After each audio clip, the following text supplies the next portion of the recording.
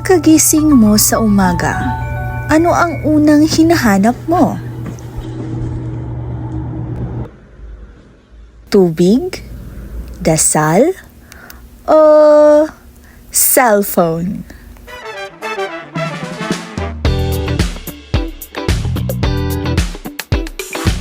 Isang video lang daw. Pero maya-maya,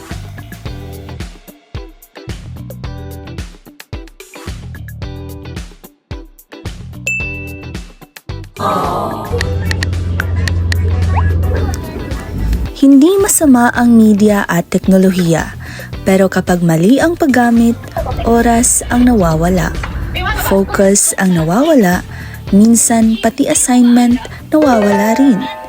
Diba? Perfect kaayos siya bayot niya. Biska...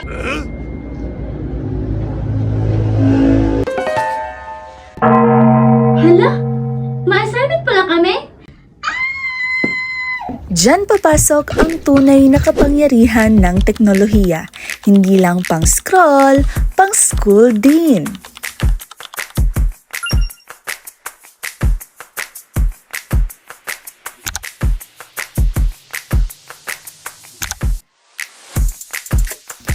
Sa isang click, pwede kang matuto ng math,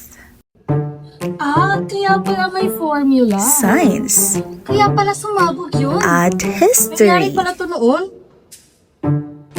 Pero teka, hindi lahat na nakikita natin sa online ay totoo.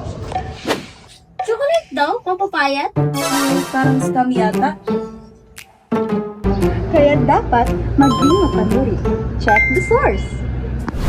Sa bawat scroll at bawat pindot, isipin muna kung tama ba ang dulot. Kaya hindi lahat ng trending ay dapat paniwalaan. Kaya mag-isip muna bago magbahagian. Gamitin ang internet hindi lang para maglibang kundi matuto at madagdagan ang kaalaman. Maging mapanuri sa impormasyon dahil hindi lahat ng nakikita sa online ay totoo. Maging responsable sa bawat post at komento dahil minsan ang salita online ay nakaka-apekto. Teknolohiya ay biyaya. Gamitin ng tama, matalino at may disiplina. Scroll wisely, study smart.